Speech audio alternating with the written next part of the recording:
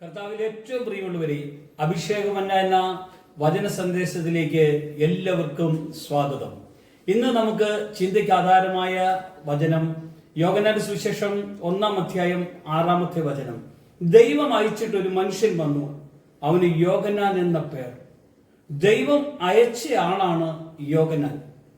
കാരണം യേശു കർത്താവ് ജനിക്കുന്നതിന് മുമ്പേ പ്രവാചകനായ മലാക്കിയിലൂടെ, മലാക്കി പുസ്തകം 3-ാം അധ്യായം 1-ാമത്തെ വചനത്തിൽ പറയുക, എനിക്ക് മുമ്പായി വഴി നിരത്തേണ്ടതിന് ഞാൻ എൻ്റെ ദൂതനെ അയക്കും.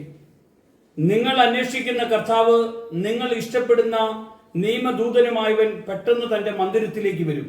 ഇതാ അവൻ വരുന്നു എന്ന് സൈന്യങ്ങളുടെ യഹോവ അരുളി ചെയ്യുന്നു. ഇത് ആരെക്കുറിച്ചാ പറഞ്ഞത്? വരാനിരിക്കുന്ന യേശു ക്രിസ്തുവിന് മുന്നോടിയായി സ്നാപക യോഹന്നാനെ ഈ ലോകത്തിലേക്ക് അയക്കേണ്ടതിനാണ് ദൈവം ഈ ദൈവിക ദൂത് അവിടെ അറിയിക്കാൻ ഇടവന്നത്. പ്രിയമുള്ളവരെ, സക്രിയാവിലൂടെ, പുരോഹിതനായ സക്രിയാവിലൂടെ, എലിസബത്തിലൂടെ ദൈവം ഒരു മകനെ കൊടുക്കുവാൻ തീരുമാനിച്ചത് പ്രായം ഏറെയായിട്ടും അവർക്കൊരു മകനെ കൊടുത്തത് ദൈവ പദ്ധതി പ്രകാരമാണ്. യോഹന്നാനെ ഈ ഭൂമിയിലേക്ക് ദൈവം അയച്ചത് ദൈവം യേശുക്രിസ്തുവിന് മുമ്പായി ഒരു ദൂത് അറിയിക്കേണ്ടതിനാണ്. വരാനിരിക്കുന്ന മശിഹ യേശു കർത്താവ് ഇതാ വരുന്നു. ഈ ദൂത് ഇന്ന് നിങ്ങളോട് ഞാൻ പറയുകയാണ്. ദൈവം അയച്ചിട്ടാണ് ഒരു മനുഷ്യനായിരുന്നു യോഹന്നാനെങ്കിൽ ഇന്ന് ദൈവം അനേകരെ അയക്കുകയാണ്. എന്താ അയക്കുന്നു?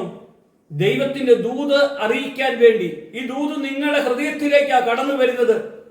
എനിക്ക് എന്റെ പിന്നാലെ വരുന്നവൻ എന്നേക്കാൾ വലിയവൻ, അവന്റെ ചെരുപ്പിന്റെ വാറഴിക്കാൻ ഞാൻ യോഗ്യനല്ല, അവന്റെ കയ്യിൽ വീശമുറമുണ്ട്, അവൻ കളം വെടിപ്പാക്കും, പതിര് കെടാത്ത തീയിലേക്ക് എറിഞ്ഞു കളയും, ഗോതമ്പ് കളപ്പുരയിൽ ശേഖരിക്കും.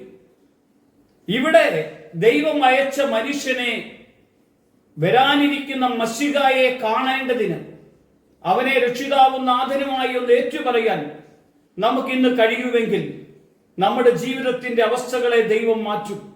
അനുഗ്രഹം തന്ന് ദൈവം നടത്തും. നമ്മുടെ പ്രതികൂലങ്ങൾ നീങ്ങിപ്പോകുന്നത് കാണാൻ കഴിയും. യേശു നമ്മളെ ഓരോരുത്തരെയും അനുഗ്രഹിക്കട്ടെ. അവന്റെ മഹത്വം നമ്മളിൽ വെളിപ്പെടട്ടെ.